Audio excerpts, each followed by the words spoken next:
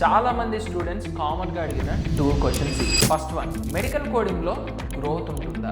Yes, medical coding సెక్టార్లో growth అనేది రోజుకి ఇంక్రీజ్ అవుతూనే ఉంటుంది. అండ్ దీంట్లో యూఎస్ ఆపర్చునిటీస్ కూడా ఎక్కువ ఉండే అవకాశాలు ఉన్నాయి. ఎందుకంటే పేషెంట్ డాక్యుమెంట్స్ వస్తూనే ఉంటాయి, కోడర్స్ పెరుగుతూనే ఉంటారు. దీంట్లో గ్రోత్ అనేది ఇంక్రీజ్డ్గానే ఉంటుంది, ఎప్పుడు కూడా గ్రోత్ అనేది తగ్గదు.